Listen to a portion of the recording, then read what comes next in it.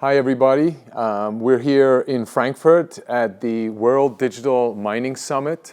We have the privilege to have Jihan Wu, founder of Bitmain and Matrixport, here with us. I was doing a financial analyst in an investment firm. Okay. At that time, I got a Google Reader subscription, and I read lots of things about the evolving the internet and the software. And I happened to read something about Bitcoin. It was really interesting at that time, so I looked into it. Just taking like 2 days. After that, I think this is a good idea. But you were one of the first people to actually translate the white paper into Chinese for the low domestic market in China, right? Yes, actually I was the first one to translate that.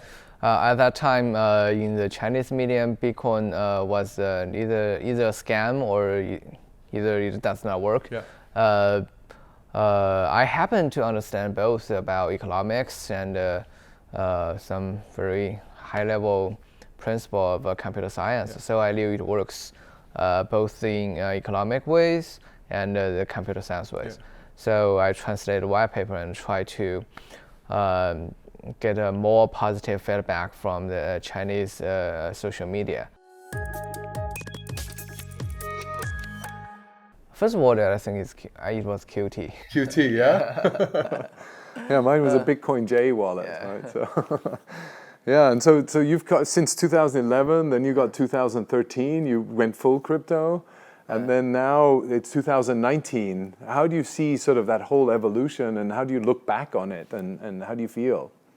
Well, this is quite an amazing journey. In the early time, I still remember no one knows about Bitcoin, and right now there are around 20 or 40 million users around the world, and almost everyone, more or less, heard about Bitcoin. So I think that this is quite an amazing journey. I believe that the actual users that are getting involved into the cryptocurrency economy, and those users really start to use cryptocurrency as a payment, as a way to store their cash account. I believe such kind of user basis will increase more and more. This is a kind of a virtual economic network. It's quite difficult in the beginning, but right now I think we already almost start to hit the critical mass. Yeah, so we have about 40 million users worldwide in terms of number of wallets out there, anywhere between 40 and 60 million. And sort of how do you, I mean, where do we get those new users from? Do you see them coming from other industries? Where do you see them coming from? Are they next generation of users, young people? We see that in the beginning, lots of sophisticated investors like bankers or programmers. But nowadays, more and more ordinary people are getting into this, especially young people. After we found the bottom of the bearish trend of last year, and we see a very, very fast recovery of the mining industry. And we can see that the hash rate is going very, very fast. And Bitmain's sales volume increased a lot. And we also released a new generation of mining rigs, mining chips, and the power efficiency of mining rigs have been pushed to new low level. And we also released the new artificial intelligence chips, and our mining pools added new kinds of cryptocurrencies, and still stayed at the top ranking of the mining pools. It's quite a good year for Bitmain.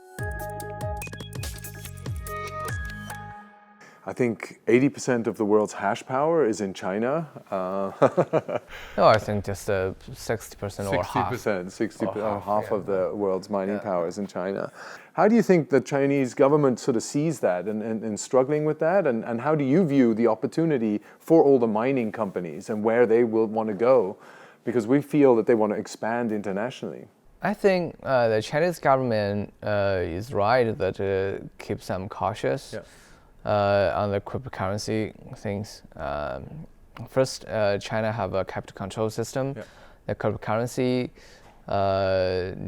needs to be regulated or needs to be controlled, not to have too much negative impact over the existing regulatory framework. I think they keep some regulation like this is actually a good thing for both the country and the practitioners in China. So it's still possible to do the cryptocurrency business in China, but it needs more communication, more work, even more reports to local authorities.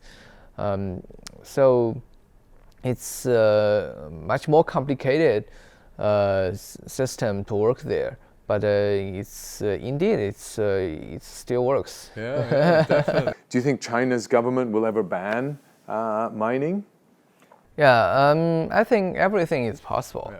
But if we think in a realistic way, but we need to think in a realistic way, right? First, if such kind of banning in a nationwide, it really needs to go through some very complicated process inside of the Chinese legislation or regulation process.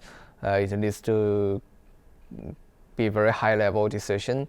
I don't think that's easy.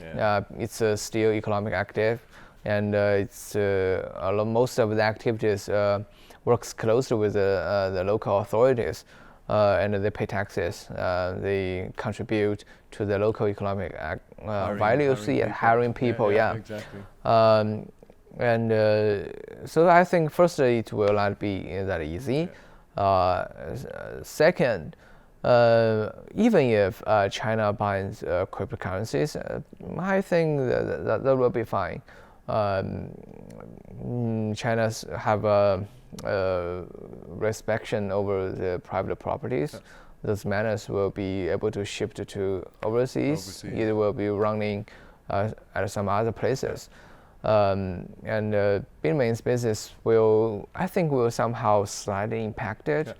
But the overseas market will be able to recover some of the losses. So I think there will be impact if the China government bans cryptocurrency mining. But I think the impact will be minimal. Yeah, firstly, the cryptocurrency mining industry right now, 70% of the energy is from clean energy. So clean energy, 70%. Yes, so that's actually a lot. Secondly, if you look at the total capacity of cryptocurrency mining globally, that's only like right now it's 7,000 to 9,000 megawatt, somewhere between it. It's actually much less than the wind power installed in a single year globally. That's much larger than that. So cryptocurrency mining only consumes very little portion of the electricity power installed, and especially comparing to the clean energy installed every year. It's actually good for the clean energy to evolve. Because clean energy, when they install their capacity, they need to find good ways, find good customers to consume the energy. Bitcoin mining helped lots of clean energy producers in China to recover their investment back and pay their bank loans. Before crypto mining existed, those bank loans almost went non-perform because those clean energy usually stayed in faraway places and very hard to find customers. But after crypto mining, they are managed to pay off their bank loans and become profitable business. So cryptocurrency in some kind of color cases or some cases, that it actually help the clean energy. Yeah, so I think for those of you that don't know, in China, what the miners actually move their hosting facilities close to the energy generation and the dams and where it's very cold. So they actually helped take out excess energy that wasn't consumed by the grid and use that for the mining facilities. So actually an efficient way of consuming and using energy. We've got the halvening coming up pretty soon, in about 6 to 12 months, 6 to 8 months. And then Bitcoin Cash is likely to come earlier, and then we have the Bitcoin Core halvening. How do you see that affecting the overall mining, particularly now as hash power is just continuing to grow? And how is the difference between Bitcoin Cash and Bitcoin Core? Yeah, firstly, the halving happens every 4 years, and it had always been a challenging issue for the miners to think about the future risks. But according to the historical experience, at the halving event, the price usually will surge. But whether it's just coincidence or this will be happening again, we will see. But even if we don't consider the halving, I think the crypto price will have quite good years in the coming 2 or 3 years. Firstly, we have experienced a bearish market. This is highly cyclical industry. Yeah. If you have a buy year, usually you have 2 or 3 good years after that. We also see more retail users, institutional investors getting into this industry. So I'm quite optimistic about the price. If the price of cryptocurrencies can increase, for the miners will be good, and the security of the network will not be affected so much. Yeah. Bitcoin Cash will be getting into the halving seasons much earlier than Bitcoin. It means at a certain point of time, the hash rate of Bitcoin Cash will likely to drop half suddenly. But I don't think this is really a fatal security issue. Yeah, because there are some dedicated miners watching the network, and the attackers are not only facing those the hash rate exists on the network, but they are also facing the hash rate that are behind the thing. So I don't think that it's really a security issue. And POW have a issue called a 51% attack. Yeah. But after so many years, people are getting over such kind of affair. Even if such kind of 51% attack happens, it's not at the end of the cryptocurrency. It's people will find ways to solve it. Yeah, I think, thank you very much for your time. I don't have any more questions. I think it was really nice to get your insights. Yeah, thank you. And thank you for investing the time with us here at Bitcoin.com. Thank you. Jihan Wu, thank you, everybody. Thank you very much.